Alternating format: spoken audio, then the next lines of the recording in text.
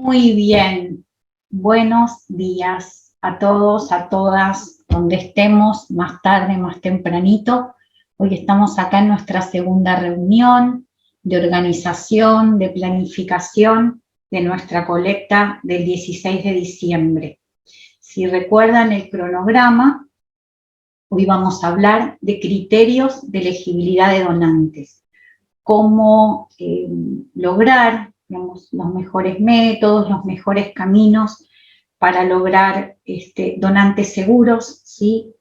Para hacer prevalecer el derecho del paciente a recibir sangre segura al mismo tiempo que cuidamos a nuestros donantes. Hay algo que les quiero decir respecto a la organización, que seguramente recibieron varios mails, en un momento tuvimos un problema con la distribución de algunos. Si alguno de la dupla recibe un mail, recuérdele a su compañero o compañera que de las reuniones de mensuales, ¿sí? Porque quizá no todos lo reciben, pero bueno, con que lo reciba uno de la dupla nos tenemos que quedar tranquilos que se comunican entre ustedes y que van a venir a las reuniones. Me parece que vamos a empezar. ¿Cuántos somos ya? 101. Así no nos demoramos más que las 2 horas pautadas.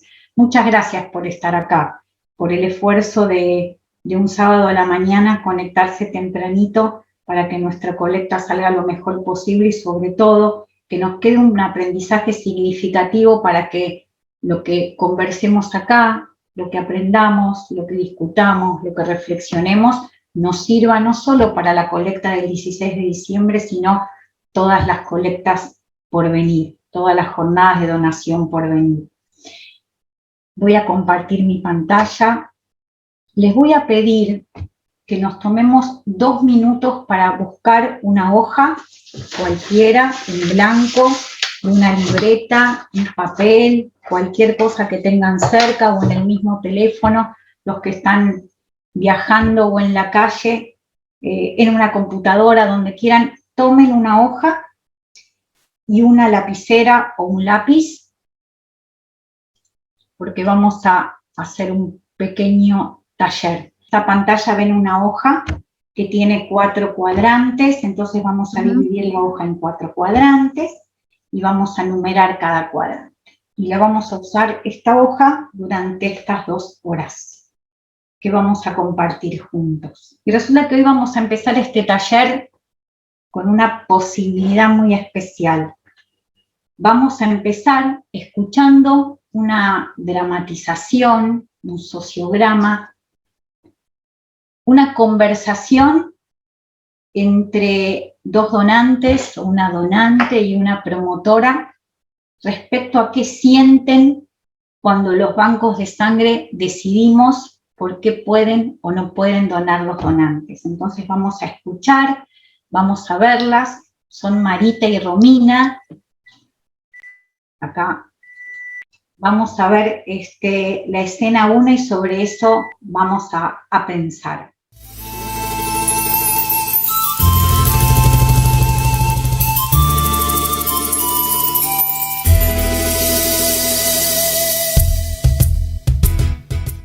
Hola Mari, ¿cómo estás? Hola, hoy tenía vibrador, perdona. ¿Cómo andás, Ro? Bien, todo bien. ¿Sabes, Mari? Te quería contar que hacen una colecta de sangre acá cerca de casa el jueves que viene. Y bueno, no sé, ¿querés anotarte y vamos juntas? Ay, no me digas, ¿sabés qué garrón?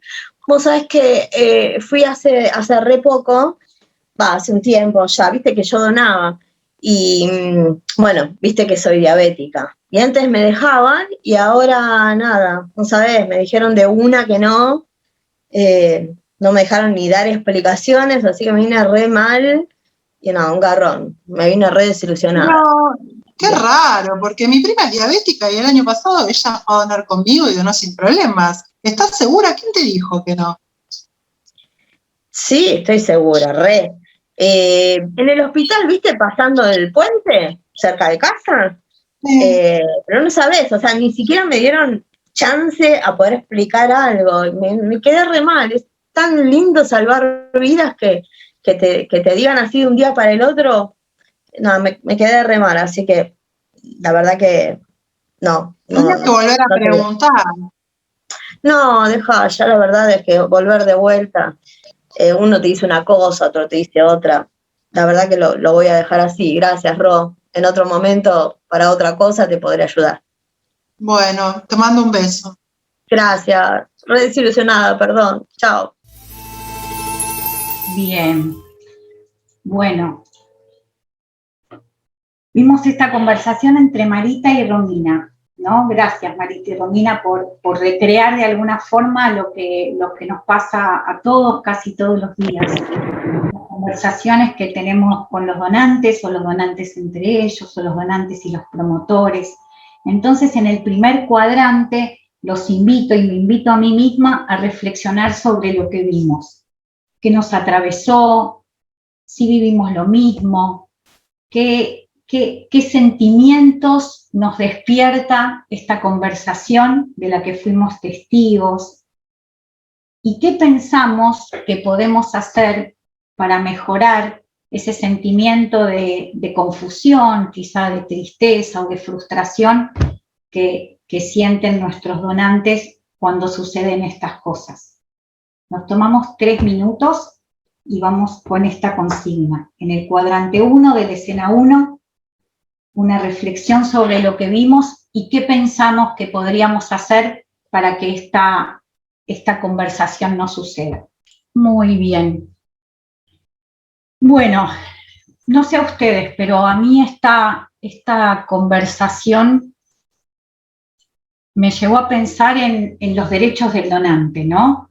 En cómo desde el banco de sangre, los promotores también, nosotros como duplas tenemos que bregar y trabajar en que la donación sea, digamos, muy segura para la persona que viene y que tiene una enfermedad crónica o una enfermedad aguda, para limitar, digamos, el riesgo que puede implicar una donación, ¿no? Entonces tengo diabetes, puede donar, no puede donar. ¿Qué quiere decir? Que si donó antes no la cuidamos, digamos, digamos, una situación que nos lleva a reflexionar sobre los derechos del donante como persona que se expone de alguna forma y expone su cuerpo para salvar la vida de otra. Siempre menciono el código de ética, ¿sí?, de la ISBT, de la Sociedad Internacional de Transfusión Sanguínea, que define los principios éticos y profesionales e identifica estándares para los que trabajamos en este campo.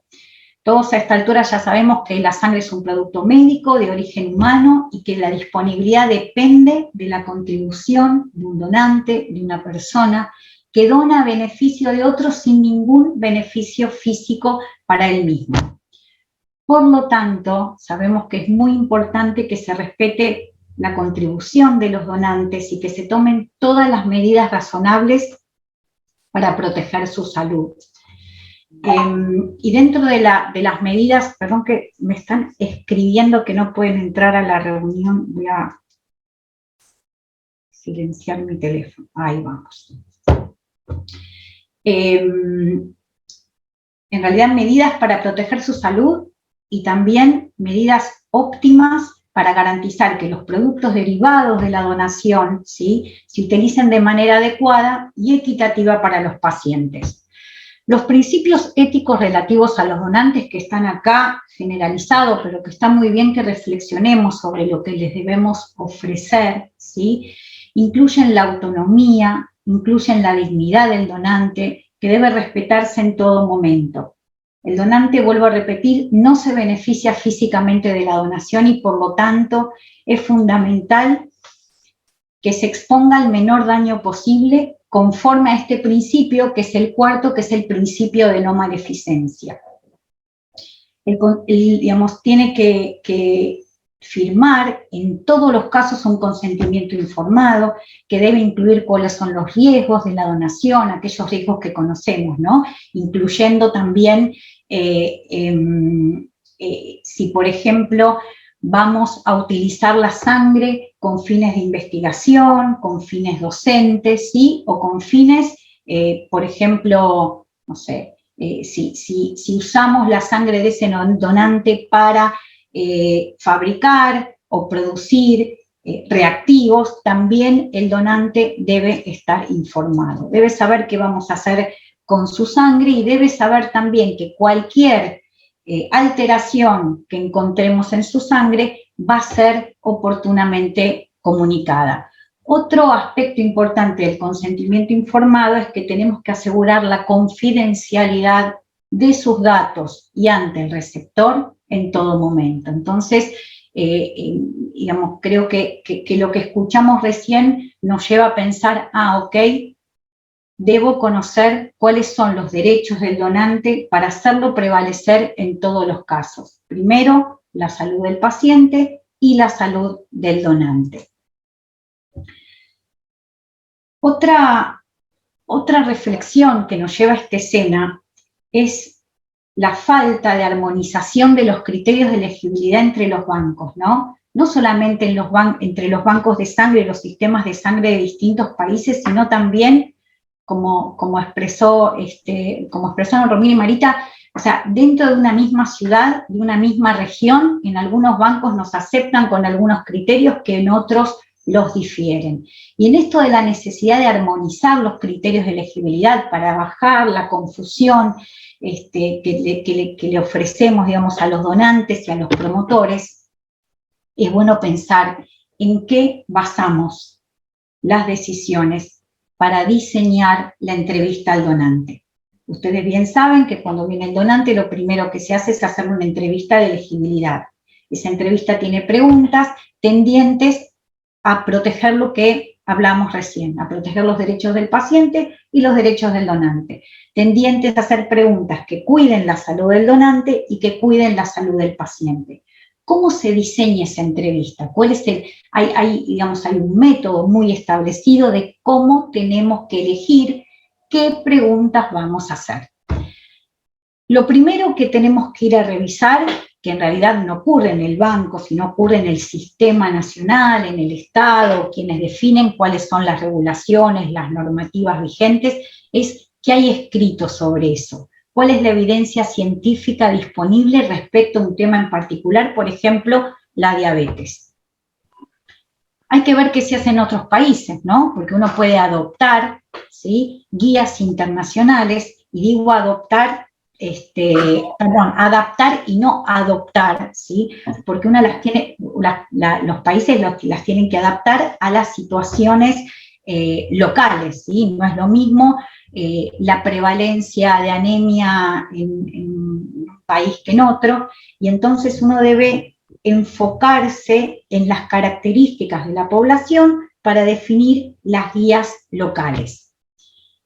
Cuando tomamos decisiones respecto a elegir o no a los donantes, nos basamos también en las regulaciones vigentes, en estándares voluntarios de calidad y en recomendaciones de organismos supranacionales como son la Organización Panamericana de la Salud y la Organización Mundial de la Salud. Con todo esto, cada región debe tomar las decisiones respecto a datos epidemiológicos locales. Vuelvo a decir, no es lo mismo la prevalencia de anemia en un país que en otro, el cuidado que tienen los pacientes que tienen diabetes y el seguimiento en un país o en otro, el acceso a hipoglucemiantes orales o insulina en un país o en otro. Entonces, las características de la población, en este caso de la diabetes no aplica, pero bueno, en todos lados hacemos las mismas pruebas para detectar las infecciones que se transmiten por transfusión. Hay laboratorios quizás que hacen pruebas más sensibles y son capaces de encontrar antes la infección en el donante que otros. Y algo importante que tenemos que definir es, bueno, ¿cuál es la tolerancia al riesgo? Después vamos a profundizar un poco más en el concepto de tolerancia al riesgo, pero básicamente sabemos que la sangre, como cualquier intervención terapéutica, no tiene riesgo cero, mucho más la sangre que es un producto biológico, y entonces se deben definir políticas públicas para decir, tolero que el riesgo en las transfusiones en mi país sea de un nivel o un valor determinado. Después vamos a profundizar un poquito más esto cuando veamos periodo de ventana. Con todos estos datos, mirando lo que pasa con lo que está publicado, lo que se hace en otros países, viendo las normativas y adaptándolos a mi población en particular, lo que tengo que hacer en el banco de sangre es diseñar y validar una entrevista, que son esas preguntas que nosotros les hacemos cuando vienen los donantes a donar. ¿Y por qué no digo solo diseñar y elaborar y también digo validar? Porque ustedes saben que con toda encuesta, ¿no?, cualitativa, no tiene que demostrar que lo que le estoy preguntando trae la respuesta que necesito, ¿sí? Tengo que demostrar, tengo que probar que las preguntas son sensibles y específicas para que el donante responda a lo que necesito para poder establecer si el donante está en riesgo por donar o estamos poniendo en riesgo a un receptor. Entonces, la forma que hacemos las preguntas es fundamental. Por eso no puedo copiar una entrevista, no sé, de Colombia en mi banco de sangre, porque probablemente las características de mis donantes sean completamente distintas, no solamente por cuestiones idiomáticas, sino por muchas veces tono o cómo está configurada aquella pregunta. Una vez que tengo la entrevista validada, los bancos de sangre tenemos que escribir un procedimiento operativo, ¿sí? Seguramente les pido disculpas porque acá hay duplas, entonces todos estamos escuchando lo mismo, los bancos de sangre esto lo recontra conocen y estoy, digamos, tratando de establecer como una línea de base en la que todos, promotores, donantes y bancos de sangre, contemos con la misma información. Por eso quizá hay muchos datos que obviamente los bancos de sangre manejan, pero todavía los promotores comunitarios no. Entonces, en los bancos de sangre escribimos procedimientos operativos que nos dicen cómo vamos a hacer cada tarea, que nos sirven para capacitar al personal que va a hacer la tarea y para adherir nuestra práctica justamente a un marco, digamos, de un marco no solo regulatorio, sino también un marco científico. Entonces, escribimos el POE paso a paso, donde dice cada pregunta con la alternativa. ¿Qué pasa si el donante dice sí? ¿Qué pasa si el donante dice no? Y si podemos hacer alguna excepción a eso que contesta el donante. Y ahí vienen las excepciones, porque muchas veces, y puede ser el caso de la diabetes, la decisión no es binaria, ¿sí? Cuando a veces los donantes dicen, bueno, pero a mí me dejaron por esto y a mí no me dejaron por esto, muchas veces la decisión, digamos, de alguna forma médica, la tomamos en base a cuestiones individuales, ¿sí? Nosotros podemos establecer criterios muy amplios, pero también podemos ir a evaluar el riesgo individual de cada persona. Entonces, se manejan excepciones y esto también lo tenemos que comunicar y lo tenemos que hacer transparente, porque la frustración no viene porque puedo donar o no. La frustración quizá viene porque no entiendo por qué puedo donar o no, porque no entiendo por qué en un lugar me dejan o no. Entonces, nuestro rol, nuestra responsabilidad quizá es facilitar esta comunicación, primero teniéndolo muy claro nosotros, digo nosotros cuando me pongo en el rol de banco de sangre, ¿no? Estudiando, entendiendo por qué, lo vamos a poder comunicar mejor. Entonces esta escena 1 nos hizo pensar en cómo tenemos que cuidar al donante cuando tiene una enfermedad o cuando tuvo una enfermedad para que esta donación no le traiga, digamos, una consecuencia negativa. Marita y Romina hablaron, vuelvo a repetir, en un lado se hace una cosa y en otro lado se hace otra. ¿Cómo podemos tender a armonizar los criterios de elegibilidad con este método que usamos recién? Y además trajeron un problema, ¿no? Dijeron, bueno, mencionaron un criterio que es la diabetes. Como hoy no vamos a poder hablar de todos los criterios porque 2 horas nos quedan muy cortitos, vamos a hablar de aquellos que están apareciendo en las escenas. Y con respecto a la diabetes, lo que debemos considerar cuando tenemos un donante con diabetes es el estado general de salud del donante, ¿no? Y su capacidad para tolerar la donación de sangre, así como la posibilidad de que ese donante que tiene diabetes tenga alguna infección intercurrente, perdón, que pueda afectar la seguridad de la sangre.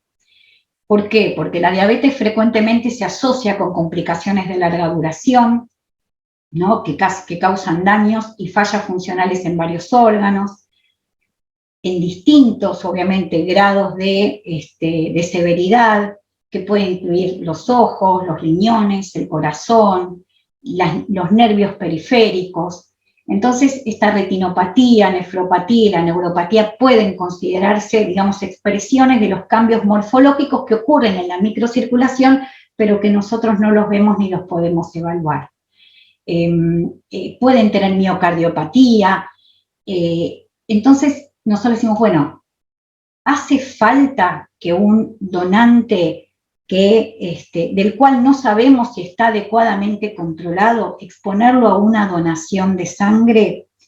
Y depende, ¿no? No hay publicaciones que sugieran que un aumento de reacciones adversas asociadas a la donación en personas con diabetes. Y hay diferentes perspectivas, y ustedes ahora van a ver en la próxima diapositiva, hay diferentes perspectivas sobre la aceptabilidad de las personas con diabetes que necesitan insulina. Y al que algunos servicios de sangre no los aceptan, digamos, no hay evidencia disponible que estas personas no debieran donar. Entonces, bueno, entonces, ¿qué hacemos? ¿Donan o no donan? Podemos ir a riesgo individual. Acá vemos, digamos, unos criterios comparados que se hacen en Estados Unidos, aceptan donantes con diabetes tipo 1 y 2, pero cuando vienen a donar, preguntan riesgo individual.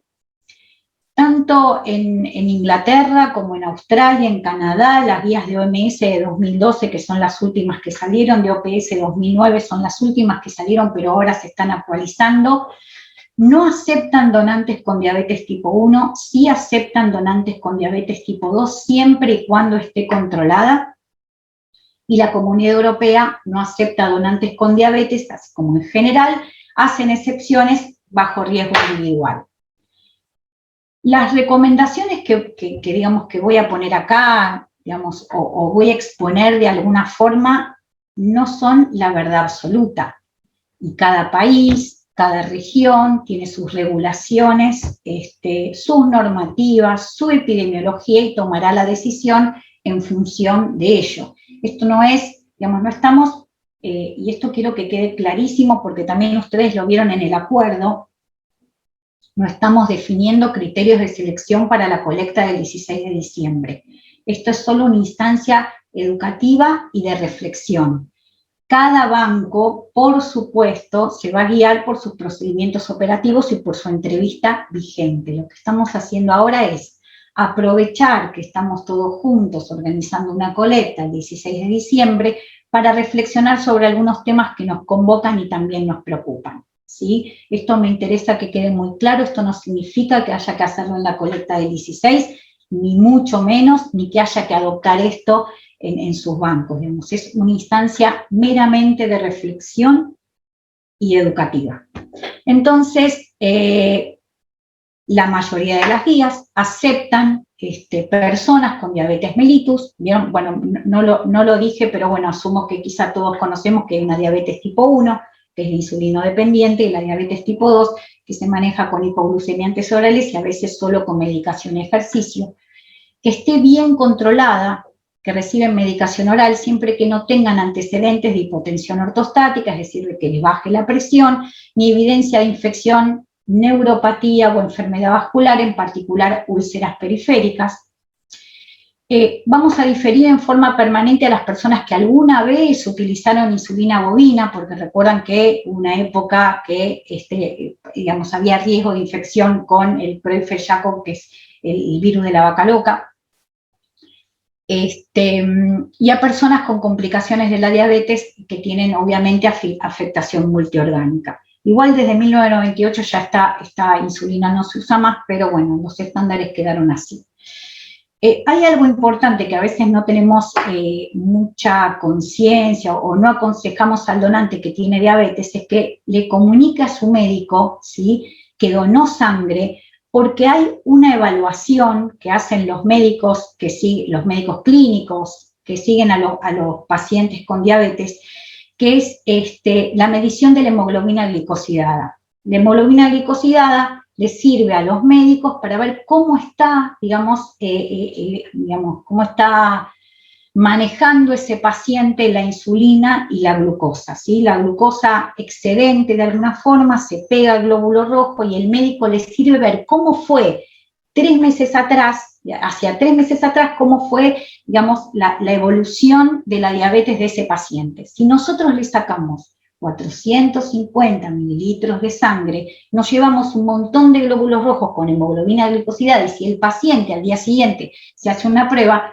probablemente no tenga un resultado verdadero, y eso hay que avisárselo, ¿sí? Es bueno que si dona sangre, espere 3 meses para hacerse la prueba, solo para avisarle. Muy bien. Bien, llegamos a una nueva escena que nos va a permitir reflexionar sobre otras cuestiones. La vemos, la compartimos. Hola, ¿cómo estás? Quería anotarme para donar sangre con mi hijo de 17 años para la próxima campaña. Cumplo con todos los requisitos porque siempre dono y la verdad que ya me lo sé de memoria.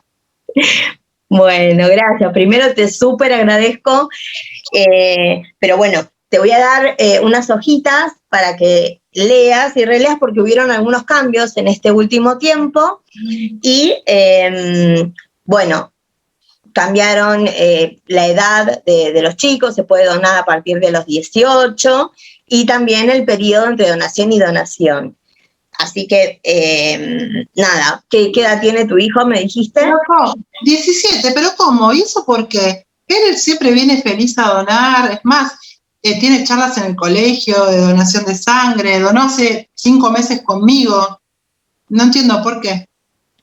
Es para cuidarlos a ustedes, básicamente, y bueno, el periodo de los chicos es, tu hijo va a poder donar cuando cumpla los 18 y las mujeres donan a partir de los 6 meses de la última donación y los varones cada 4 meses. Esos son los últimos cambios y siempre es pensando en el donante.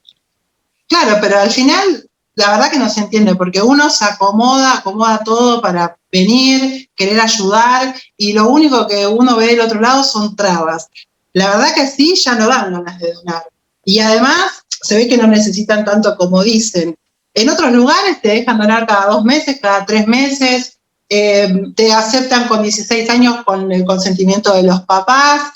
La verdad que no entiendo por qué no dicen todos lo mismo y se ponen de acuerdo y dicen todos lo mismo.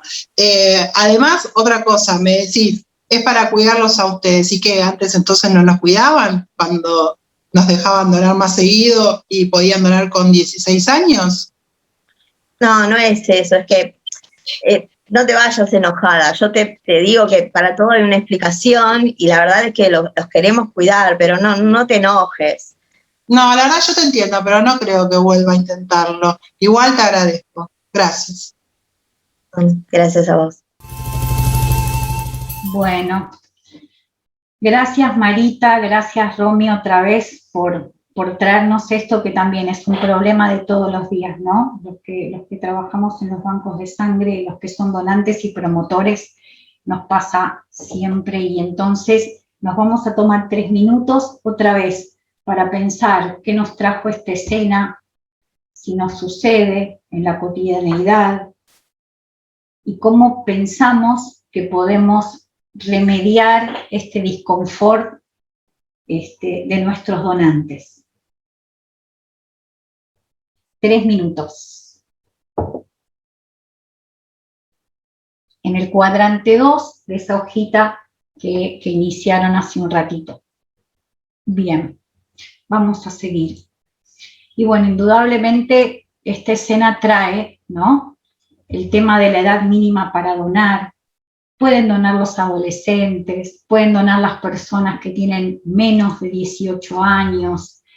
Vuelvo a repetir y quizá sea muy repetitiva, cada país tiene sus propias normas, sus propias regulaciones que deben cumplirse, a las cuales debemos adherir. El tema de la edad mínima para donar y la adolescencia es el mayor riesgo de ferropenia, ¿sí? Que baje el hierro por la donación de sangre. Los adolescentes son particularmente sensibles a la deficiencia de hierro, están en pleno crecimiento pondoestatural, y entonces son sensibles a la deficiencia de hierro secundaria a la donación de sangre, ¿no? Se necesitan depósitos de hierro adecuados para la mielinización de las fibras nerviosas durante el desarrollo cerebral, que continúa en la adolescencia, o sea, no termina en la niñez. Y los donantes con depósitos apropiados de hierro pueden cursar con algunos periodos de ferropenia, sobre todo dentro de los 3 primeros meses después de la donación. Los posibles efectos adversos de la ferropenia o de que baje el hierro tienen que ver con esto, ¿no? Con el impacto en el desarrollo cerebral de los adolescentes. Estamos hablando de adolescentes que tienen ferropenia, o sea, ya vienen a donar con depósitos bajitos de hierro y que donan frecuentemente. Entonces, lo que se recomienda es que las políticas de donación de sangre en los adolescentes deberían ser lo más restrictivas posibles por el principio de primero no hacer daño, ese principio que habíamos visto con los donantes. Ese principio que habíamos visto antes es primero no hacer daño. Entonces, lo ideal sería que no donen y que si lo hacen, que no sea más de una vez por año, ¿no? El requerimiento de los depósitos de hierro, bueno, está incrementado también en aquellas mujeres, sobre todo en mujeres que tienen ciclos menstruales con un sangrado, digamos, más abundante, y hay muchas publicaciones que los invito a leer a los que están interesados, y podemos poner los links cuando les mandemos la grabación de esta reunión, sobre que 16 y 17 años es un factor, ¿qué pasó? Es un factor de riesgo independiente para la deficiencia de hierro para cualquier frecuencia de donación. Y otro de los temas que impactan en los menores que donan, si esto es independientemente que estén aptos para dar su consentimiento informado de forma independiente. Vieron que ahora en muchos países, a partir de los 16 años, se tiene la potestad individual de decidir sobre la donación de sangre, pero este es independiente. Estamos hablando de cuestiones fisiológicas. No solamente hay mayor riesgo de ferropenia, sino también hay mayor riesgo de reacciones adversas asociadas a la donación. Está demostrada la susceptibilidad de la población adolescente a tener mayor probabilidad de reacciones vasovagales. ¿Se acuerdan que las reacciones vasovagales son aquellas que se traducen como un poco de dolor de estómago, visión borrosa, mareo, hasta, digamos, pueden llegar a tener, digamos, desmayos, ¿no? Pero en general son leves, los donantes se recuperan enseguida, poniéndolos, digamos, en posición de Trendelenburg, o sea, con las piernas para arriba, y no sucede mucho más que eso. Pero lo que preocupa, y con este mayor riesgo de reacciones adversas a la donación, que también está muy documentado, las reacciones vasovagales ocurren con más frecuencia en donantes de primera vez, en mujeres y en personas que tienen menor peso o adolescentes, es qué pensamos sobre esta primera experiencia si no es tan confortable, ¿no? Cómo esto podría obviamente tener impacto, y lo tiene, porque también hay muchas publicaciones al respecto que cuentan cuál es la probabilidad de volver a donar si un donante tuvo una reacción adversa, que no es lo mismo que si no la tuvo, y entonces qué impacto tiene en el sistema perder a un potencial donante desde una edad tan temprana.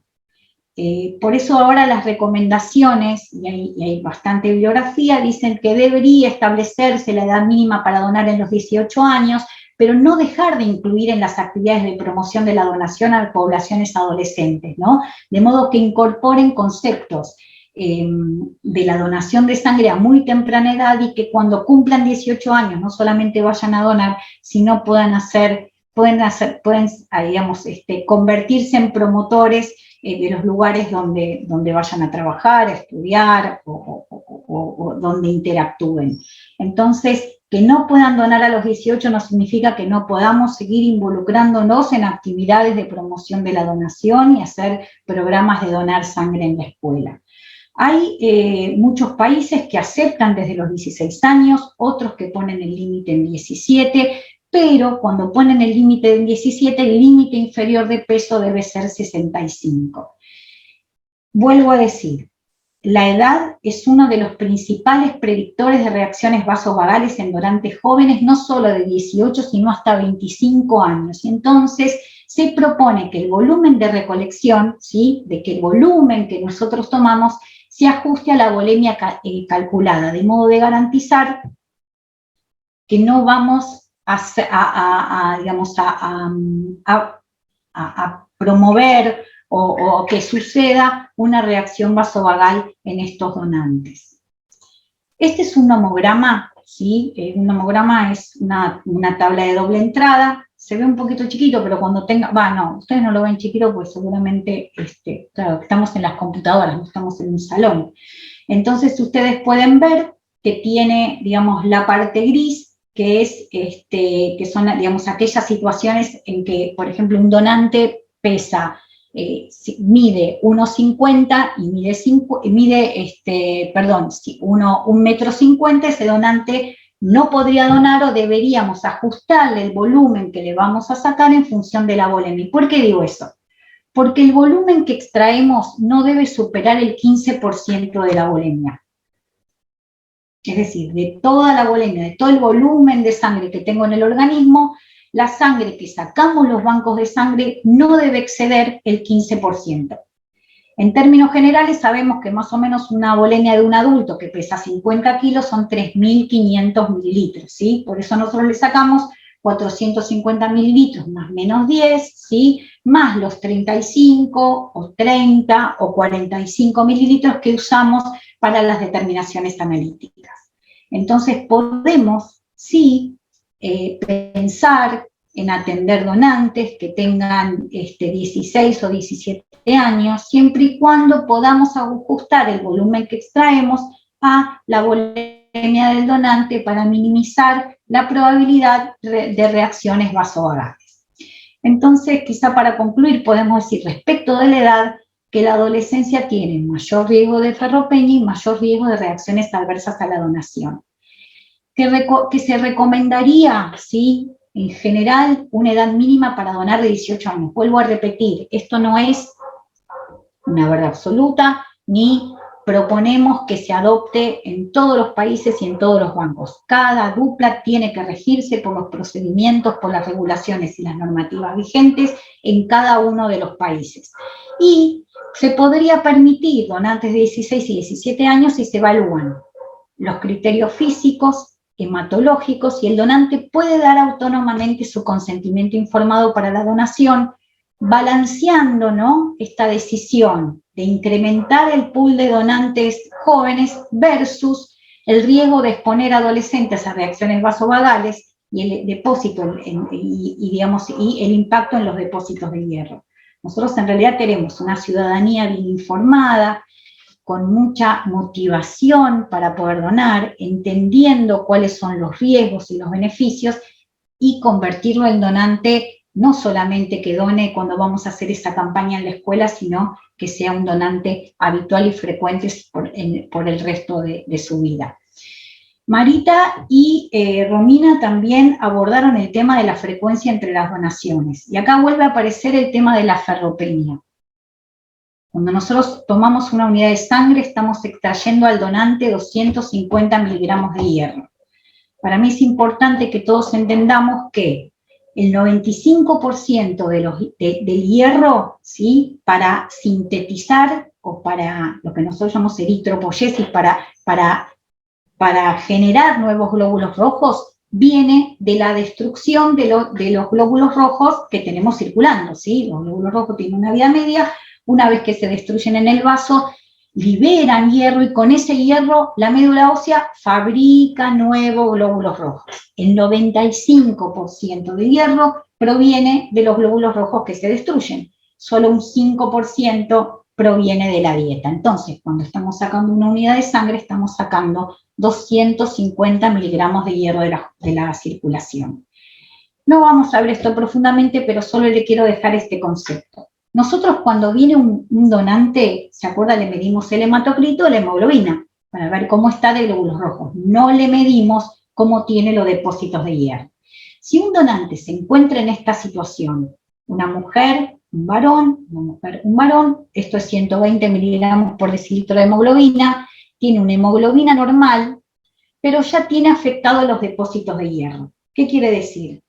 Rápido, que viene un donante que yo considero que no está anémico, porque en realidad no está anémico, porque tiene una hemoglobina o un hematocrito normal, pero aún así tiene afectados sus depósitos de hierro.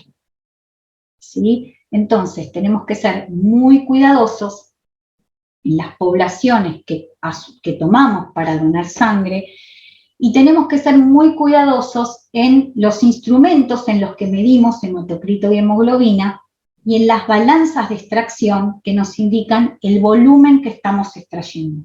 Por eso es muy importante que los bancos de sangre tengamos instrumentos validados, calibrados, con su mantenimiento preventivo y que todas las donaciones, todas se realicen con una balanza. Puede no ser un problema en otros países, pero como vimos al principio, seteamos los criterios de elegibilidad conociendo a nuestra propia población. Y nuestra propia población, y esto los invito a mirarlos y a bucear un poco en esta publicación bastante interesante, es nueva del 2020, y dice ¿cuál es la prevalencia de anemia, ¿sí?, en mujeres en edad fértil? Porque ¿quiénes tienen más frecuencia de ferropenia? Los adolescentes y las mujeres en edad fértil, ¿sí?, porque son las mujeres que menstruan. Entonces, en el mundo más o menos hay un 30% de probabilidades de anemia ferropénica, y esto es lo que vemos en cada uno de nuestros países, que va desde, bueno, esto es Caribe también, desde el 46% hasta 14.6% en algunos de nuestros países, pero pensemos que cuando pensemos en el N de una colecta, cuántos donantes recibimos, que podemos estar recibiendo un 20% de donantes con anemia, y de ellos no sabemos cuáles pueden tener anemia ferropénica, así que es una población susceptible para ir a mirar. Y este es un trabajo que se hizo hace muchos años con los que les contaba. No vamos a verlo muy en profundidad, pero solo para que les quede en la grabación y que cuando quieran lo vayan a ver y lo busquen, porque esto marca, según la cantidad de donaciones en 12 meses, ¿sí? Esto es nivel de hemoglobina, cantidad de donaciones. Son mujeres menores de 50 años, mayores de 50 años y varones. Como más o menos, ¿sí?, si en 12 meses hago 2 o 3 donaciones, hasta 4 donaciones o 5, el nivel de hemoglobina se mantiene, que es lo que yo mido en el banco de sangre. Viene el donante, la donante, tiene buena hematocrito hemoglobina, vamos, dona. Ahora, ¿qué pasa después de las 2 donaciones por año con el nivel de ferritina? Ferritina es, digamos, ese transportador o esa proteína que está en las células y que nos habla de los depósitos de hierro que tenemos en el organismo. El hematocrito y la hemoglobina miden cuántos glóbulos rojos, y la ferritina dice, bueno, cuánto depósito de hierro hay para que no estés anémico. Bueno, acá miren lo que pasó. Lejos de mantenerse la ferritina, o sea, los depósitos de hierro, después de la segunda donación bajan. Tanto en varones como mujeres más de 50, como mujeres menos de 50, con más impacto en mujeres menos de 50. Entonces, esto nos lleva a reflexionar sobre la frecuencia entre donaciones. Lo que recomienda la Organización Panamericana de la Salud son 3 donaciones por año para las mujeres y 4 para los varones, y vuelvo a poner sobre la mesa, si tuviéramos muchos donantes, quizá podemos estresar o traccionar menos a hacer que los donantes vayan muchas veces por año, pueden ir 1, 2 veces por año a donar, que sea el día, no sé, un día especial, 2 días especiales en el año, que sea el día para ir a donar, en vez de estar haciendo que done, digamos, permanentemente, porque en realidad no lo necesitamos. Algo que yo siempre invito a pensar es, bueno, ¿cuántos donantes se necesitan en un país? ¿Qué población mayor a 18 años hay en ese país? Y entonces, ¿con qué frecuencia deberíamos donar si dona el 5% de la población una vez por año? Lo importante es, más allá de los intervalos entre donaciones, que en cada uno de sus países debe estar muy bien establecido, y no vamos a profundizar sobre eso, es comunicar y educar a los donantes potenciales y a los donantes habituales acerca del riesgo de anemia. ¿Sí? Ya muchos estándares hablan de darle, y bueno, por lo menos en el hospital lo hacemos hace muchos años, les damos un flyer específico de anemia ferropénica para que estén enterados de que puede ser un riesgo asociado a la donación. Entonces creo que esta escena rica nos dejó pensando en varias cosas, ¿no? El derecho del donante a que cuidemos su salud, que cuidamos su salud a las poblaciones más vulnerables, cómo debemos informar de aquellos riesgos que quizá no son solamente una reacción adversa o un moretón, ¿no? Que pueden surgir por la donación, como la anemia ferropénica, e incluirla en el consentimiento informado, cómo debemos estar actualizados, ¿no? Basados en la evidencia que va apareciendo, porque estos trabajos fueron apareciendo en estos últimos años y en algunos países hasta suplementan con hierro, ¿sí?, a los donantes frecuentes. La importancia de capacitar y actualizar permanentemente a nuestros promotores comunitarios con los que trabajamos todos los días. Nos sucedió en el hospital que cuando cambiamos los criterios de diferimiento respecto a la edad y a la frecuencia entre las donaciones, cometimos el gran error, ¿sí? Cambiamos el procedimiento, evaluamos la bibliografía y un día decidimos no podemos o no queremos seguir, estresando a poblaciones vulnerables respecto a la ferropenia, y entonces cambiamos el procedimiento operativo, nos capacitamos nosotros, cambiamos los formularios y salimos a las colectas. ¿Qué cosa fundamental no hicimos? Comunicar a los promotores comunitarios ni a los donantes. Entonces se generaron, obviamente, malestares, conflictos, nadie entendía nada, había colectas en las escuelas y de repente ya no tomamos a los de 16. Esto que parece un poco burdo es lo que sucede todos los días si no comunicamos nuestros criterios con quienes trabajamos y quienes son parte del equipo, ¿no? Entonces esto a mí me quedó, digamos, rebotando y muy presente, y a partir de ese problema intentamos tener una comunicación más asertiva y poder prevenir estos conflictos, estas situaciones que son incómodas para todos. Y bueno, también Marita y Romina nos hicieron pensar en la edad como criterio de selección y cuál es el intervalo mínimo entre donaciones. Y ahora los invito a ver nuestra tercera escena.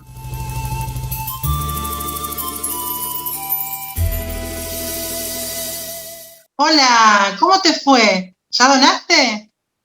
No doné. Me dijiste que si había tenido hepatitis podía donar. Sí, claro. ¿Y cómo lo Bueno, donaste? no, informate mejor la próxima vez, porque pedí el día de trabajo, me reilusioné, desayuné como me dijiste, le conté a toda mi familia, traté de incentivar, llegó acá, perdí todo el día, y lo primero que me dicen es, no, tuviste hepatitis, no podés donar.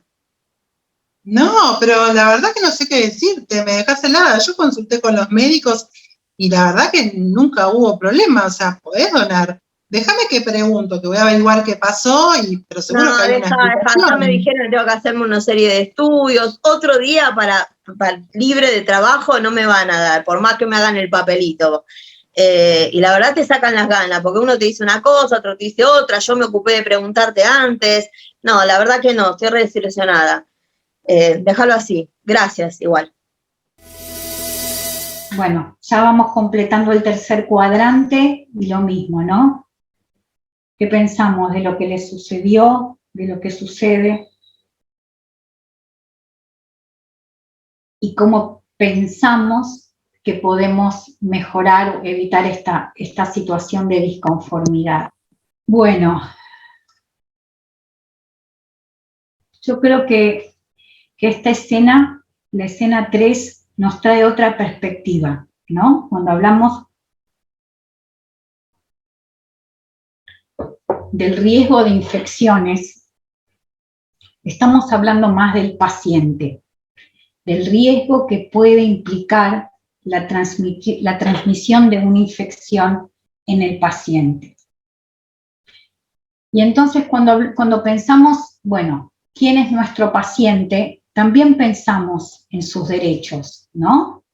¿Qué derecho tiene el paciente que recibe una transfusión? Y otra vez volvemos al código de ética de la ISBT, que plantea derechos generales de cualquier paciente o cualquier persona que requiere ser atendido o tiene un problema de salud, y que son la autonomía, y la autonomía está relacionada que cuando sea posible debe obtenerse el consentimiento específico informado antes de la transfusión, que no es ese consentimiento general que podemos firmar todos, digamos, antes de hacernos, por ejemplo, una cirugía. ¿Sí? Es un consentimiento específico para el cual el paciente es un proceso, digamos, no es un papel que uno le da al paciente, lo firma y se terminó. El paciente tiene que estar muy informado de cuáles son los riesgos, los beneficios de la transfusión, si hay una alternativa a la transfusión, digamos, brindarle toda la información posible para que conscientemente sea capaz de tomar una decisión, en el caso que sea posible. Sabemos que hay situaciones que son extremas, en las cuales los pacientes no están conscientes para tomar esta decisión, pero siempre que sea posible, previo a la transfusión, hay que tomar un consentimiento informado. El paciente tiene derecho, obviamente, a ser tratado con dignidad, y por lo tanto las decisiones sobre la necesidad de la transfusión deben basarse en una auténtica necesidad clínica, o sea, el uso apropiado de la sangre en el momento en el que el paciente la necesita, en la circunstancia y en la calidad que debemos brindar con la intervención. Los pacientes tienen que estar informados si después de una transfusión recibimos alguna información o descubrimos que algo en esa sangre había tenido un problema, tienen derecho a estar informados. Los pacientes deben ser tratados equitativamente para la misma afección. Esto implica que las decisiones médicas relativas a la transfusión de sangre deben basarse en las mejores evidencias científicas disponibles y tratamientos para los pacientes, independientemente que aporten o no donantes. Esa es la equidad. Cuando corresponde, a quien corresponde, de la calidad apropiada e independientemente de los recursos que tenga el paciente para llevar o no donantes. Y el paciente, digamos, dentro de las limitaciones, ¿no?, del sistema sanitario local, deben recibir los componentes más adecuados y seguros que se encuentren posibles. Y entonces, cuando pensamos en hepatitis, en un donante con riesgo de hepatitis, enseguida pensamos en los derechos del paciente a recibir sangre segura.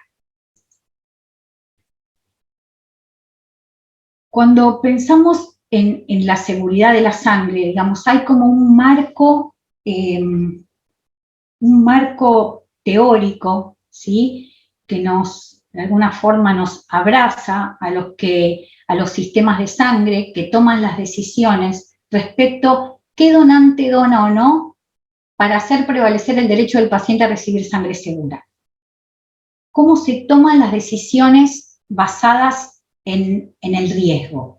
Entonces, cuando pensamos en la seguridad de la sangre, nos referimos a riesgos, ¿no? Entonces entendemos que, como en toda intervención terapéutica, ya lo dijimos al principio, más si se trata de un producto biológico, su intervención conlleva riesgos, hay un riesgo inherente a la transfusión. El riesgo nunca es cero, ¿no? El riesgo cero es inalcanzable. El bienestar del paciente siempre tiene que ser central en la decisión. Pero ahora bien, como el riesgo cero es imposible, perseguirlo, digamos, es contraproducente y sobre todo si tenemos recursos limitados. Entonces, este marco nos dice, ¿cuál es, digamos, cuál es el riesgo que toleraría el sistema exponer al paciente? En este contexto, en donde hay riesgos emergentes, porque no siempre las infecciones son estables en el tiempo, no solamente tienen que ver con infecciones emergentes locales, sino con las corrientes, digamos, migratorias o con los simples viajes, ¿no? de los individuos de un lado a otro, pero también con la tecnología disponible en los sistemas de sangre, con los problemas sociales y también en nuestro caso con limitaciones económicas que se propone, digamos, un marco de toma de decisiones basados en riesgo que proporciona un proceso así, estructurado y sistemático para considerar todos los factores relevantes cuando tomamos una decisión. Entonces, esta metodología ayuda a los bancos de sangre a decir, bueno, a ver, ¿cuál es el riesgo? El riesgo es la hepatitis o una infección viral o el HIV o la malaria. Entonces tengo que evaluar cuáles son las características de la población, cuál es la posibilidad de realizar determinaciones de infecciones más sensibles o específicas, pero no termina ahí, porque esto tiene toda una concepción social de involucrar a las personas que son partes interesadas en el proceso. Y una muestra de ello es lo que pasa, por ejemplo, o lo que pasaba con los hombres que tienen relaciones sexuales con otros hombres, o las personas que tienen conductas, digamos, de drogas endovenosas, o las trabajadoras o trabajadoras sexuales. Digamos, sabemos que hay poblaciones o colectivos que son de más alto riesgo para tener determinadas infecciones, lo que no significa que el 100% de esas personas lo tengan, y hay que involucrarlas como partes interesadas en esta decisión teniendo en cuenta cuál es el riesgo que vamos a tolerar. Y una vez que este proceso, digamos, termina, se consensúa, digamos, cómo se comunica asertivamente, cómo todas las partes estamos de acuerdo y cómo se audita cuál es el impacto de esa decisión, de poner o sacar una pregunta, de modificar una pregunta, de adquirir un nuevo reactivo para hacer una nueva determinación, ¿sí? Basado obviamente también en la costo-efectividad y en el uso limitado de nuestros recursos. Y cuando digo que hay que tener en cuenta el contexto, porque como a veces dicen, ay, bueno, pero en Inglaterra los dejan, no sé, las personas que tienen tatuajes pueden donar sin problema. Probablemente en Inglaterra, no probablemente, sucede que los lugares en donde las personas se hacen tatuajes están en un 100% habilitados por la autoridad regulatoria. Entonces, ¿será lo mismo un donante o una persona que se hace un tatuaje sin conocer, digamos, o sin tener certeza de los instrumentos que se utilizan del que no? ¿Podemos ir a riesgo individual en nuestros países y preguntarle al donante dónde se hizo el tatuaje o cómo se lo hizo y si está seguro que fue un instrumento de primera vez? Lo mismo con la acupuntura, piercing o perforación de orejas. Pero como los sistemas tenemos que tomar decisiones, digamos, que abarquen a toda la población, nos enfocamos en otras cuestiones que hacen a la seguridad de la sangre, y una de las cuestiones principales es el modelo de donación. No podemos extrapolar conductas o criterios de otros países cuando quizá la composición de nuestros donantes es completamente distinta.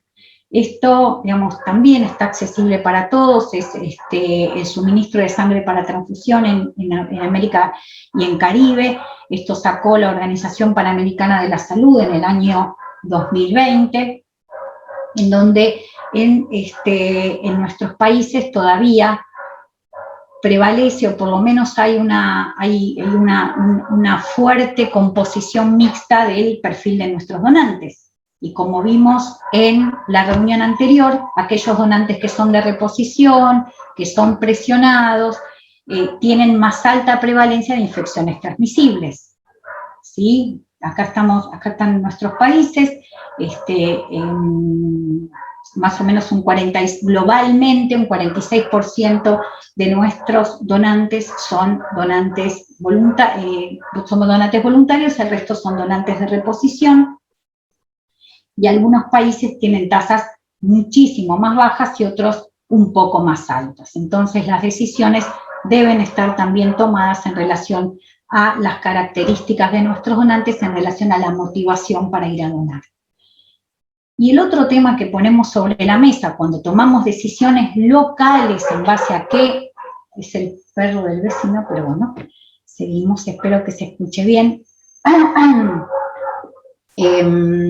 El otro factor fundamental es cuál sensible y específicas son las pruebas de laboratorio que se hacen en el banco de sangre, en donde refiero a los donantes, para detectar más tempranamente las infecciones. Cuando queremos extrapolar lo que hacen Canadá, Inglaterra, Estados Unidos, España, Italia, ¿sí? Pensemos que son países que tienen donantes 100% voluntarios y biología molecular para hepatitis B, hepatitis C y HIV, y además muchos de esos bancos de sangre en esos países usan una técnica que es de reducción de patógenos, es decir, la sangre se dona y después, digamos, se hace un proceso por el cual uno termina, digamos, de asegurarse de alguna forma, con más rango de seguridad, que no va a tener, que esa unidad que vamos a transfundir va a estar libre de infecciones. Esto no se hace en nuestros países, por lo menos en Argentina, por ejemplo, un 30% de nuestros donantes son tamizados para biología molecular, para HIV, hepatitis C y hepatitis B. Lo que hace la biología molecular es, hablamos creo que la vez pasada, pero si no hablamos, bueno, ya a esta altura creo que todos ya sabemos lo que es un periodo de ventana inmunológica. Entonces lo que hacen las técnicas de biología molecular es detectar más tempranamente si ese donante estuvo expuesto a una infección. ¿Sí? Estos son los periodos de ventana con NAT, ¿sí? Con biología molecular, y solamente con los antígenos, que es lo que los anticuerpos, perdón, bueno, antígeno de hepatitis C, que es lo que detectamos en los bancos de sangre. Entonces, cuanto más sensible y específicas son las pruebas, si yo tengo biología molecular, podría pensar en ser un poco más flexible con los criterios de diferimiento. Con esto, ¿qué les quiero decir? Los criterios de diferimiento son y deben pensarse en un contexto determinado de acuerdo a la prevalencia de la enfermedad en la población, a la prevalencia de la enfermedad, digo enfermedad o infección en determinados grupos vulnerables, a la composición digamos, del modelo de donación y a la posibilidad del banco de sangre de hacer determinadas técnicas, suponiendo que todos los bancos de sangre cumplimos con un sistema, digamos, de garantía de calidad, ¿no? Que eso ya esté saldado. Entonces, esta escena de infección, digamos, en donde Marita y Romina nos hablan de infecciones, nos hacen pensar en las infecciones relacionadas con la seguridad del componente de la sangre, en el derecho del paciente a recibir sangre segura, y traen el tema puntual de las hepatitis. Cuando hablamos de hepatitis, bueno, no nos podemos extender en profundidad, pero sí quizá hablar los próximos 10 minutos, 7 minutos de la hepatitis A, B y C, que son las más frecuentes. Respecto de la hepatitis A, bueno, es una enfermedad hepática, se debe al virus de la hepatitis A, se transmiten principalmente cuando una persona no infectada y no vacunada ingiere alimentos, ¿no?, o agua contaminada por heces de una persona infectada por el virus. La infección está fuertemente asociada al agua y a los alimentos contaminados, al saneamiento deficiente, ¿sí? Esto también tenemos que pensar, dónde está nuestro banco de sangre, qué población de donantes atendemos.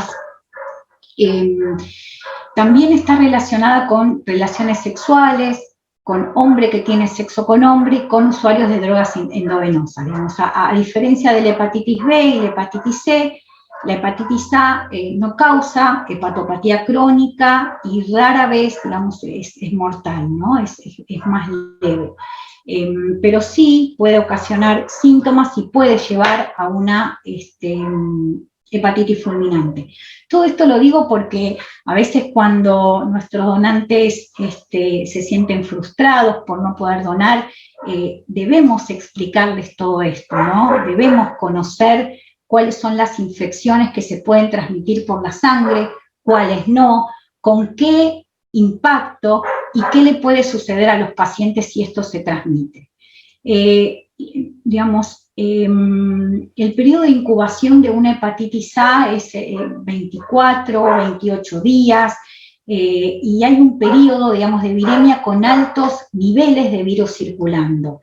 Y hay notificados casos de infecciones de hepatitis A o de transmisión de hepatitis A por transfusiones de sangre.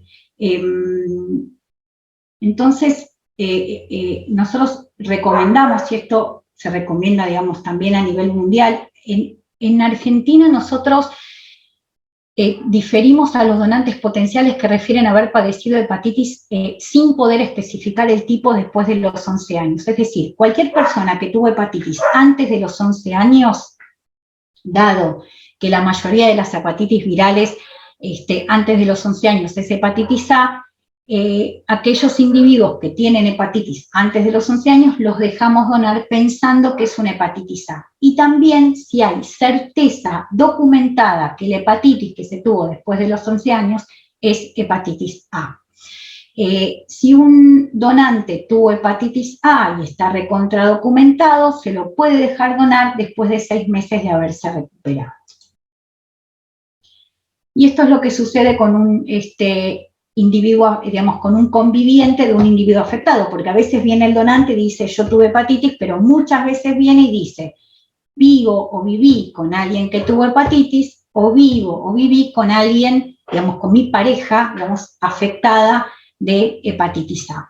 Entonces, tanto si es conviviendo de un individuo afectado como si es pareja sexual de un individuo afectado, esperamos 6 meses hasta la recuperación de su contacto. Y se difiere al donante que tuvo ictericia, ¿no?, de causa desconocida, hasta 6 meses después de la resolución del síntoma, siempre y cuando el donante no continúe en seguimiento médico. Puede no tener ictericia, pero el médico haberle dicho, mira, vas a continuar en seguimiento porque no estás completamente recuperado, porque quiero ver qué pasa con tus enzimas. En ese caso no debe donar hasta terminar el seguimiento.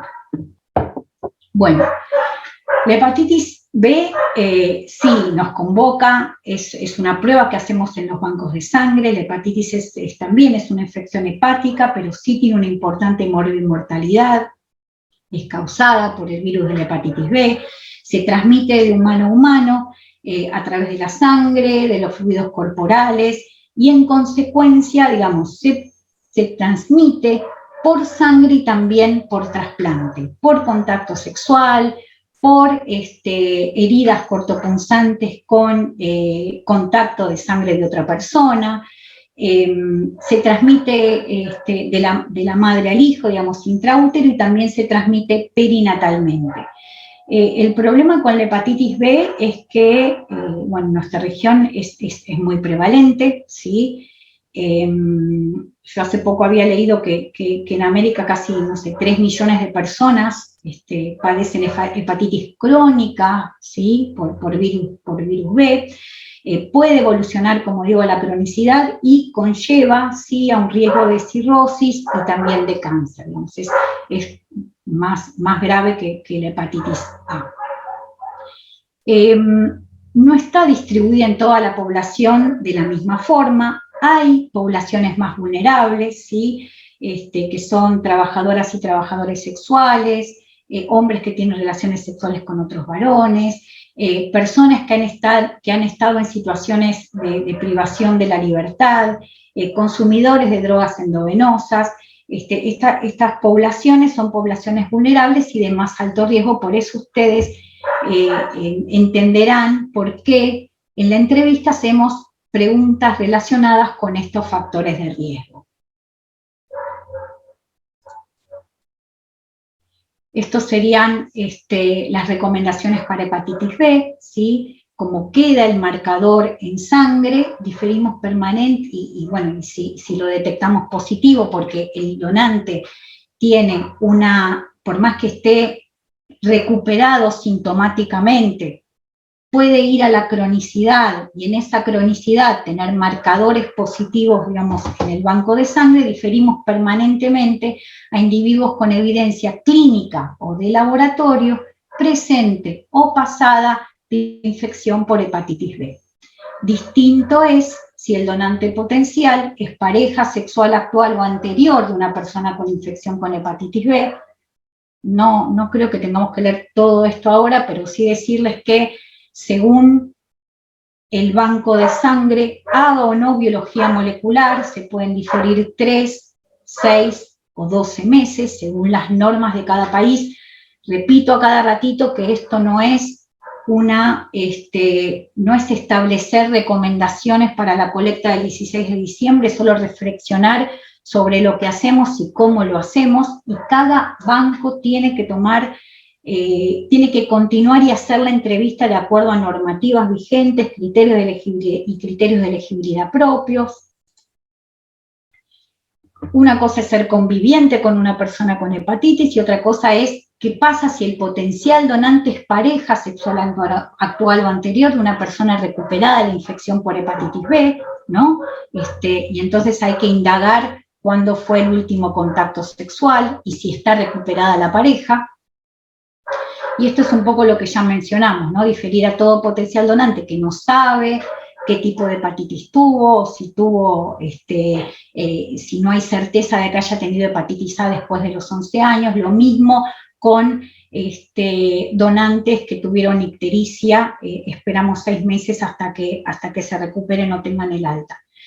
Y esto, lo de los trabajadores de la salud, no los traje porque tienen más prevalencia de hepatitis B, sino que es algo que en algunos países todavía hay dilema respecto de aceptar o no trabajadores de la salud, y tienen, digamos, no es una población que tenga más alto riesgo, excepto que haya tenido alguna herida, algún accidente, alguna salpicadura con sangre de otra persona, ¿no? Entonces los diferimos 6, 3, 12 meses según las pruebas que tengamos disponibles.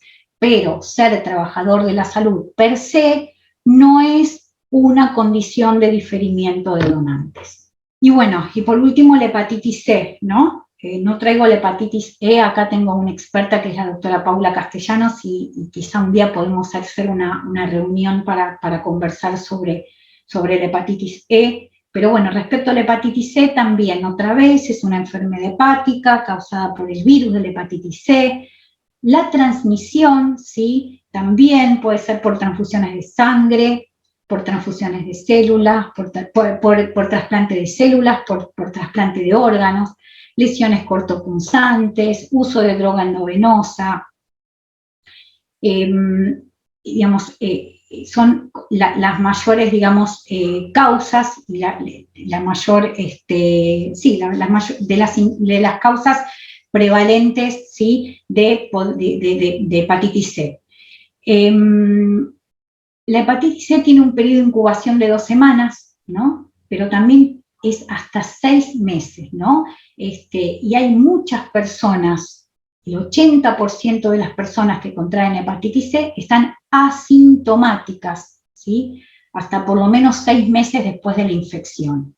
Más o menos, digamos, no es matemático, pero ese es el problema. Personas que se infectan, que estuvieron expuestas a un riesgo y que son asintomáticas y que debemos detectar el riesgo a través de la entrevista, haciéndole las preguntas que todos conocemos y que están en el cuestionario o en la entrevista antes de donar.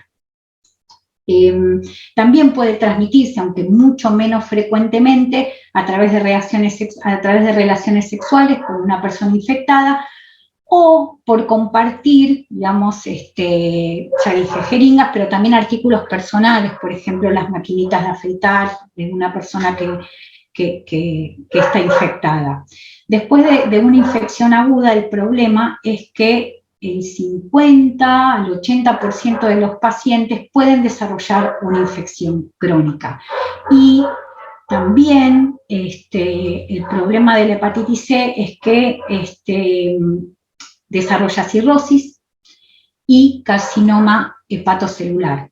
Entonces es una de las hepatitis también más graves. La hepatitis C sigue siendo una infección viral transmisible por transfusión con un riesgo residual, digamos que es este riesgo que pueden tener los pacientes que varía según la epidemiología local, las prevalencias que tengamos en los donantes y las estrategias de detección del virus. Es decir, cuando nosotros pensamos en estas infecciones que son prevalentes en algunas poblaciones, pensemos también cómo en nuestros países si hay, y los hay, ¿no? Programas de hepatitis C, programas de hepatitis, programas de HIV que tienden a controlar, a evaluar, a contener, a detectar, digamos, estos virus en la población en general. ¿Qué programas en nuestros países a nivel salud pública, ¿sí? Políticas sanitarias están en marcha para detectar estos virus? Porque si son inexistentes, más probabilidades de que vengan los donantes sin saber en qué condición se encuentran. Entonces diferimos permanentemente a los individuos con evidencia clínica o de laboratorio presente o pasada a la infección por hepatitis C, aunque algunas personas infectadas por hepatitis C pueden haber sido tratadas con éxito y ser consideradas curadas, en la mayoría de los casos se detecta la presencia de anticuerpos que lo detectamos en el laboratorio. Esto también lo dejo, ¿sí? Y también puse el texto de los trabajadores de la salud para que nos quedara muy, muy claro que no es una población a la que tenemos que diferir. Este es el mismo texto que el anterior, diferir al potencial donante que no sabe qué hepatitis tuvo, diferir al donante que tiene ictericia desconocida, y aceptar a un paciente, a un potencial donante si es una persona con hepatitis C, si convive con una persona con hepatitis C. No contacto sexual, conviviente. Lo dejamos para que después lo lean con tranquilidad. Y vamos a nuestra última escena, casi terminando esta mañana. Vamos a mirar a Marita y a Romy en la última escena que nos regalan esta mañana para reflexionar sobre esto.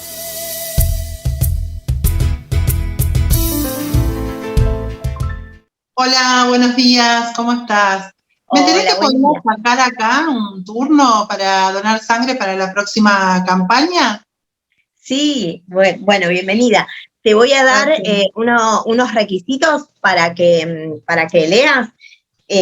Bueno, acá vas a tener los básicos y después, cuando vengas, cualquier duda que tengas demás, vas a tener la entrevista médica. ¿Sí? Te pido que los leas y después así te doy el turno.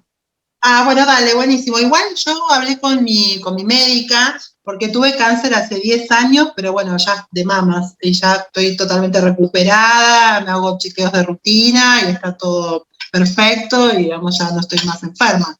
Y me dijo que no había problema. Sabés que en realidad dentro de los requisitos vas a leer justamente que las personas en su gran mayoría, ¿cáncer de qué tuviste? De mamas. Perdón, no te había escuchado. la realidad es que las personas que han tenido cáncer no pueden donar sangre. Entonces, lamentablemente, te ofrezco a que puedas ayudar de otra manera. Igualmente, te puedo contactar con la doctora para que lo hables. Pero te estoy diciendo que hace 10 años de esto y que justamente hablé con mi médica y me dijo que no había problema. Me dijo que estaba todo bien, que podía hacerlo.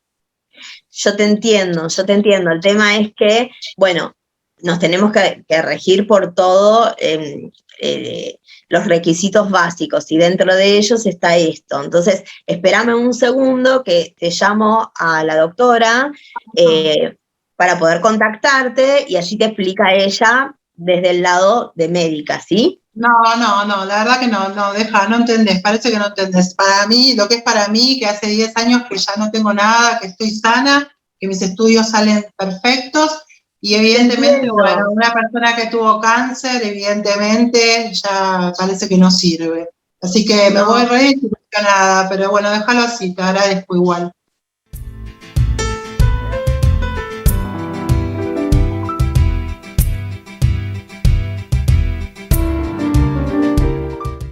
Bueno, llegamos a la última estación.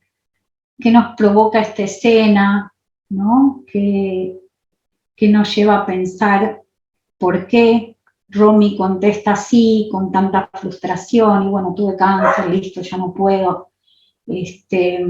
Como Marita trata de explicarle, y otra vez, ¿no? ¿Qué podemos hacer desde nuestro lugar para poder comunicar mejor, para entender nosotros en los fundamentos por los cuales basamos los criterios? Entonces, también nos tomamos 3 minutos para pensar sobre esto, y vamos a la última parte de nuestro taller. Bueno,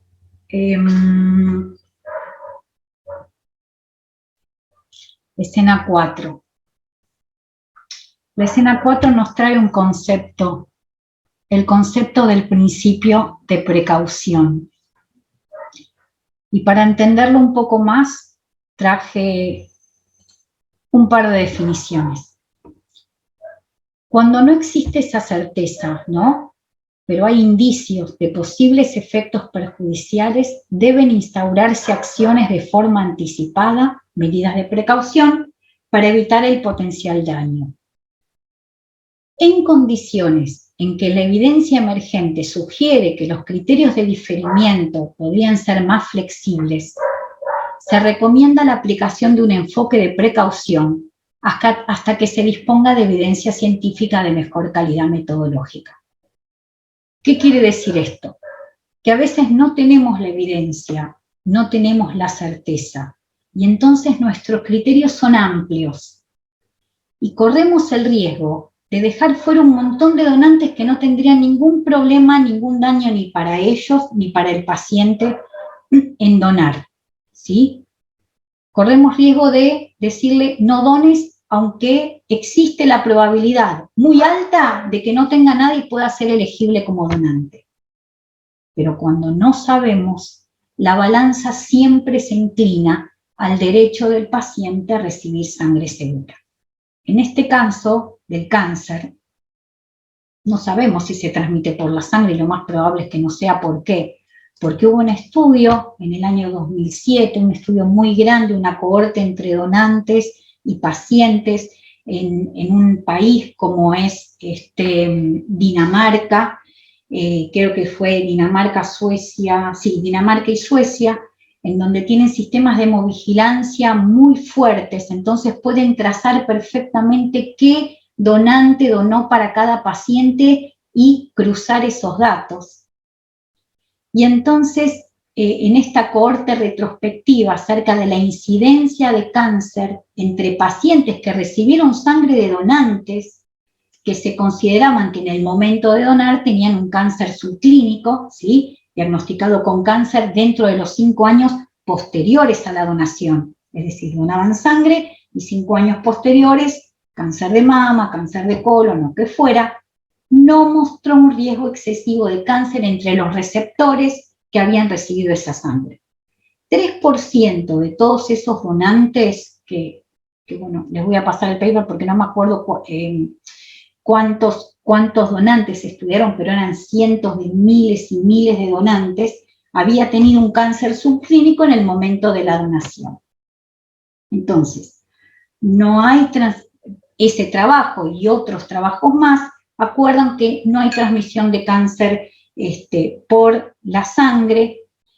Sin embargo, digamos, hubo que no se puede establecer la causalidad, un caso de melanoma después de un trasplante de órgano, ¿no? Y entonces los servicios de sangre todavía tenemos, digamos, mucha variabilidad, por lo menos no en Argentina y creo que en América Latina no, pero en Estados Unidos hay mucha variabilidad en los criterios de selección de donantes que han tenido cáncer. En algunos lugares, después de 10 años de libre de enfermedad, no recuperación, 10 años libre de enfermedad, una leucemia, un linfoma, los dejan donar, en otros lugares no los dejan donar, pero en general se adopta, digamos, un principio de precaución y se permite que donen sangre a aquellas personas con antecedentes de enfermedad maligna, pero in situ, como son el carcinoma de células basales o el carcinoma de cuello uterino in situ, ¿no? Que fue tratada con éxito y que el potencial donante se encuentra ya sin seguimiento. Las personas con antecedentes de un tumor maligno sólido, si han transcurrido 5 años más de completarse el tratamiento discrecional, y cuando pongo discrecional tiene que ver con la evaluación de alguna forma del banco de sangre de que, digamos, quizá algunos tumores sólidos podrían ser aceptados después de 5 o 10 años de haber terminado el tratamiento, ¿no? Por supuesto hay que diferir personas con diagnóstico de cáncer en la actualidad y aplazar permanentemente a personas con neoplasias hematológicas actuales o pasadas. Esto es, digamos, son grandes recomendaciones, pero hay mucha variabilidad entre países con el tema de cáncer. Pero me interesaba demostrar este tema por el principio de precaución, que entendamos que muchas veces no es que sobreestimemos el riesgo, sino que tomamos medidas más extremas, que conocemos que dejan fuera un montón de donantes cuando no tenemos evidencia objetiva, haciendo prevalecer el derecho del paciente a recibir la sangre más segura posible. Nosotros, faltan 15 minutos para terminar esta reunión, y creo que si pensamos o miran en sus escritos, en su hoja, qué tienen en común, ¿no? Estas 4 escenas, qué sentimientos atraviesan a las promotoras, a la donante, ¿no? Quizá la frustración, la desconfianza, pero antes me dejaban, ahora no me dejan, acá me dejan, y en el otro lugar a 5 cuadras no me dejan donar. Y que lo que hilvana todo en nuestras escenas es la necesidad que ellas expresan de estar informadas, de entender bien para poder comunicar mejor a quienes ellas convocan, siempre con el banco de sangre atrás como soporte, ¿no? Quizá entender que algunas decisiones no son binarias y que otras parecieran muy exageradas y que nos hacen perder donantes, pero aún así, digamos, vuelvo a repetir, nos enfocamos en la seguridad, en la salud, el bienestar del donante y del paciente. Y si hay algo, digamos, que a mí me gustaría dejarles como conclusión de esta reunión que tuvimos hoy, es la necesidad que tenemos todos de mirar hacia adentro y ver cómo ponemos la mirada en el cuidado del donante y en el paciente, cómo pensamos la seguridad del componente en nuestro contexto, cómo necesitamos basar las decisiones en evidencia y en datos locales, que es muy difícil adaptar 100% guías de otros lugares, que debemos armonizar los criterios, que la difusión tiene que ser clara y actualizada, ¿sí? Porque a veces nos pasa a todos que tomamos decisiones, pero después la web queda desactualizada, no lo comunicamos bien, las redes dicen otra cosa, nuestro flyer dice una cosa, pero los procedimientos operativos dicen otra. que debemos, en todos los casos, informar y capacitar a los promotores y a los donantes. No voy a profundizar en esto porque creo que lo repetimos muchas veces a lo largo de esta presentación. Y un tema que no es menor, que no lo podemos abordar en esta reunión, pero que es primordial, es cómo comunicamos el diferimiento. ¿Cómo comunicamos el diferimiento? Lo vamos a poder comunicar mejor cuanto más sepamos del fundamento de por qué lo diferimos.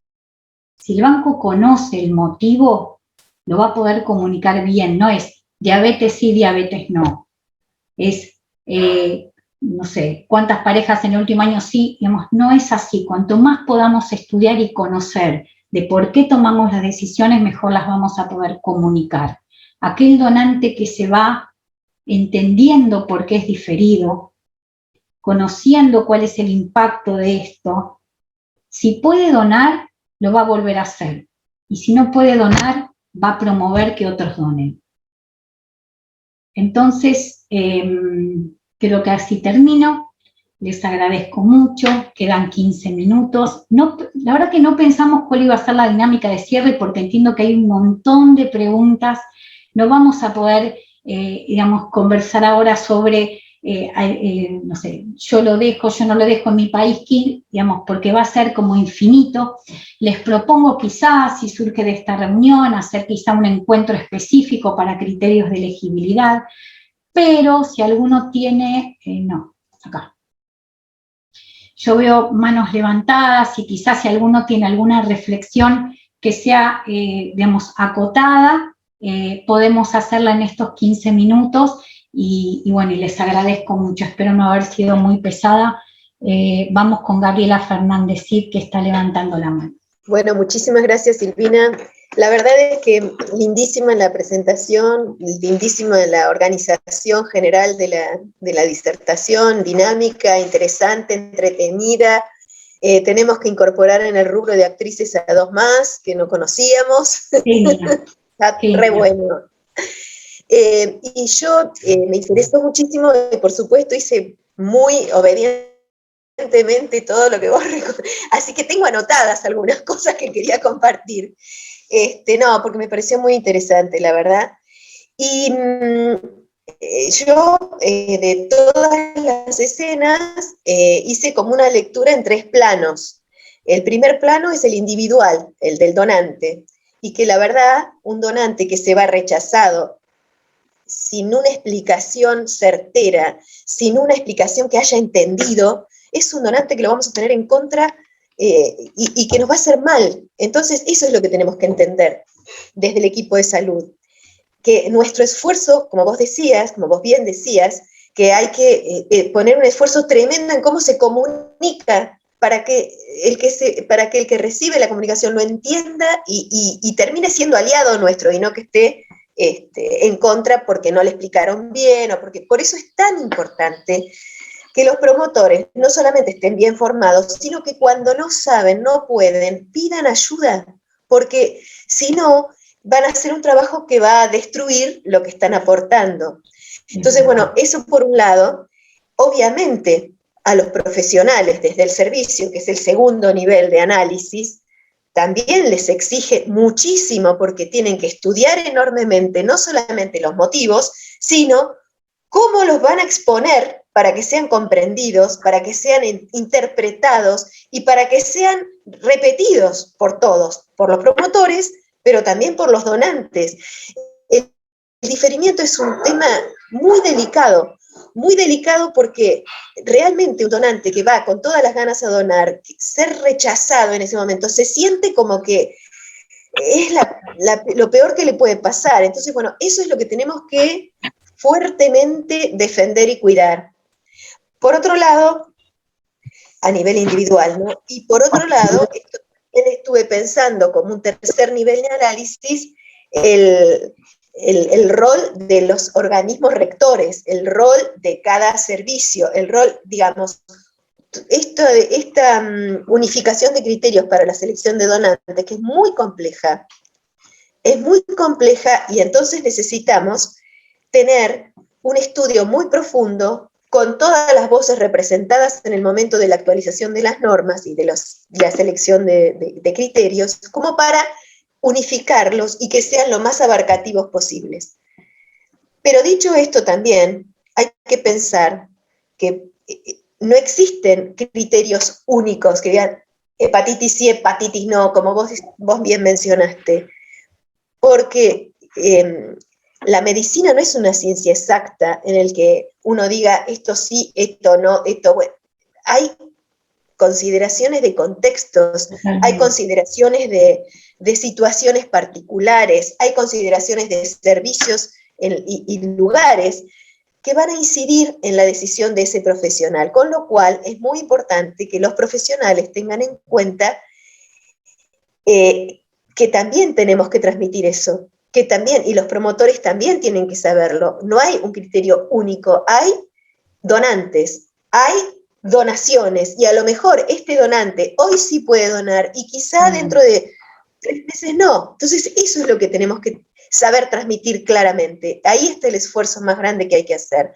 Pero bueno, felicito enormemente la iniciativa, me encanta cómo encararon el tema, y bueno, obviamente sabés que estamos trabajando juntos para que esto, tratar de hacerlo lo mejor posible, que no va a ser fácil, porque ustedes saben que, claro, porque incluso en los propios profesionales hay criterios arraigados sin explicación, sin por qué, pero bueno, ellos definen, bueno, esta actualización hay que hacerla, hay que verla y hay que abordarla. Y nosotros creo que desde la dirección lo estamos intentando a través del trabajo conjunto que estamos haciendo. Pero es fundamental que pongamos mucho empeño en esta organización general del trabajo compartida. Así que gracias, Silvina, por la invitación y por la participación. Gracias.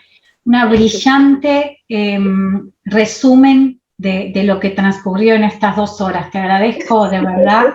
Gracias por estar acá. Y sí, hay mucho por hacer, pero creo que estamos en camino. Ya pensándolo y estando todas las voces representadas, creo que es un logro enorme. Exactamente.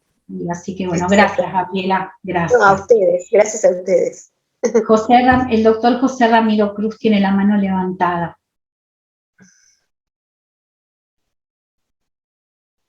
Muchísimas gracias.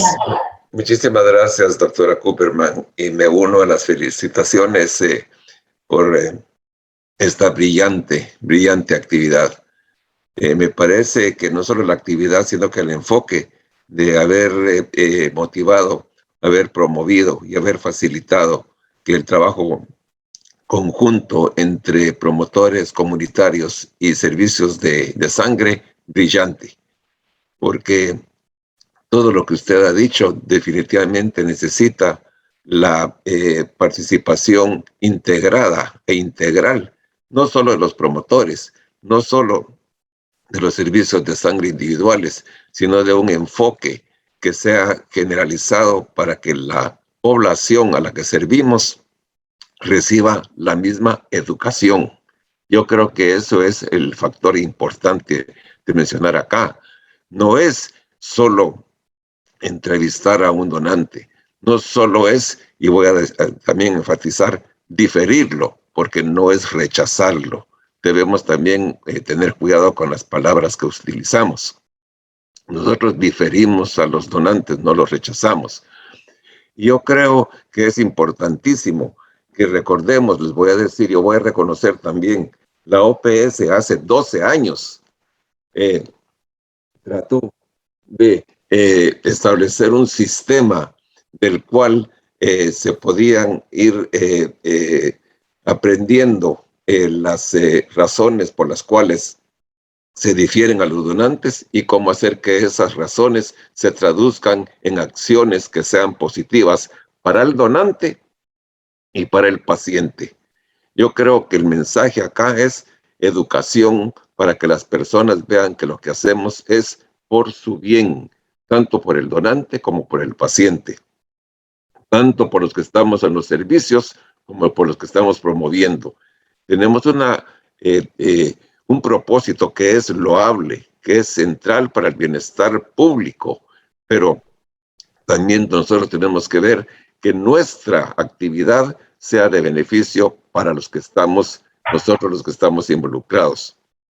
La generosidad, lo que es el ánimo de servir, lo que es la solidaridad, son bienes que son beneficiosos y por eso se llaman bienes para la salud de los individuos y de la población.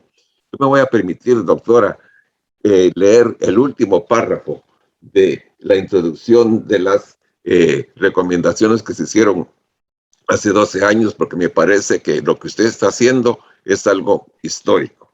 Dice acá,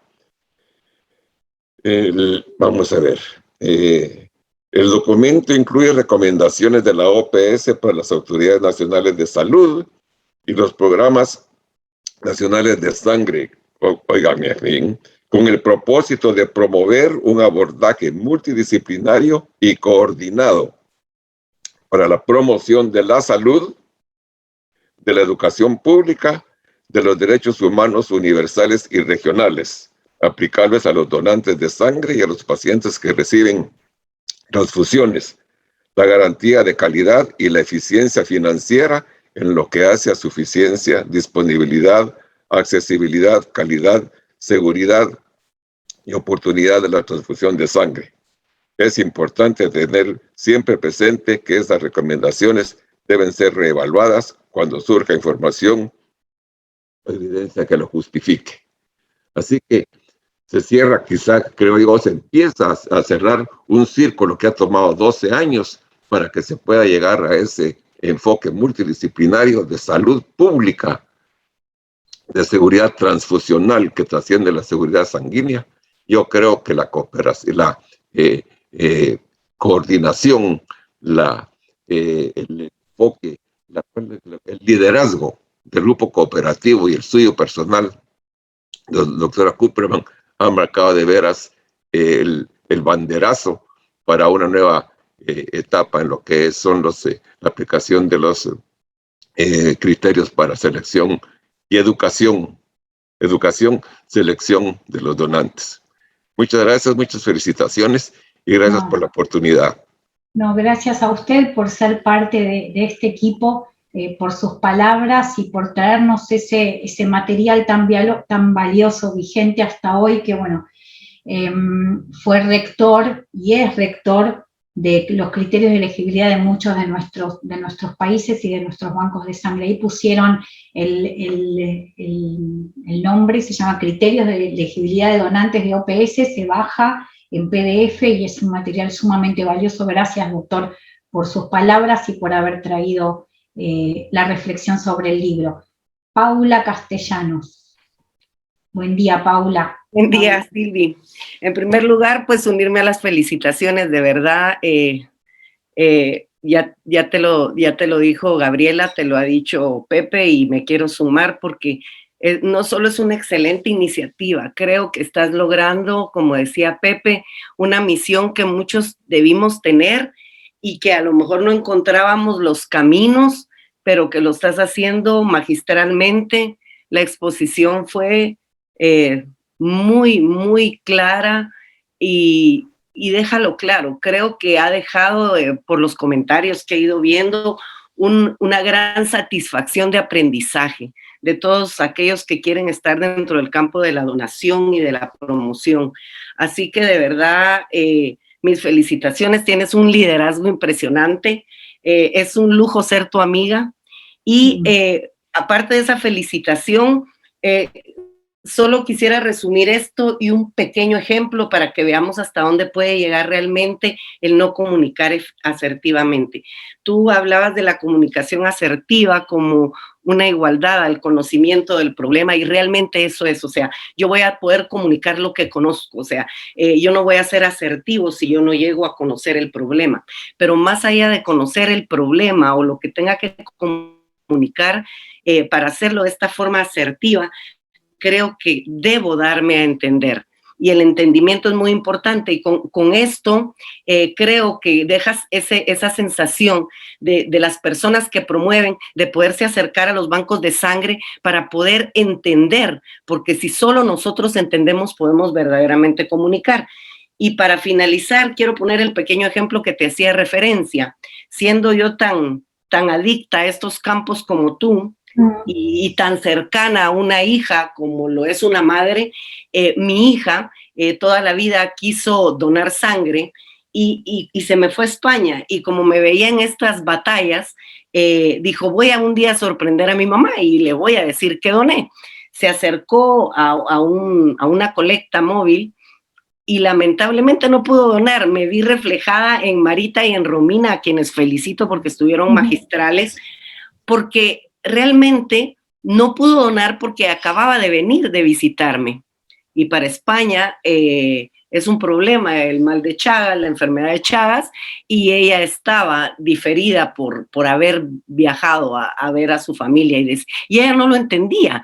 Y se fue tan malhumorada o sea, me veía a mi hija viendo las caras de Romina o de Marita, según fuera el caso, porque decía, pero ¿por qué? Si yo sé que las condiciones, mi mamá me ha dicho, nosotros, o sea, yo le explicaba sobre enfermedades y sabía que ella no reunía esas condiciones como para poder tener la enfermedad de Chagas, pero claro, privó el principio de precaución que tú muy bien comentaste, y bueno, logré convencerla, claro, logré reeducarla, hacerla que no se desesperara, hacerla que entendiera el porqué de esos criterios, y bueno, creo que en alguna otra oportunidad lo pudo hacer, pero es algo muy, si no llegamos a esa conexión, era mi hija y yo lo pude hacer. Lo que quiero decir con esto es que no nos debemos de dar por vencidos y tratar de hacer entender al donante para que no pierda esa esperanza. Es muy importante, basados en todos estos criterios y basados en el conocimiento y basados en que la evidencia científica a veces nos limita, pero no debemos de desestimarlos, debemos de ir más allá para que entiendan el por qué no pueden donar.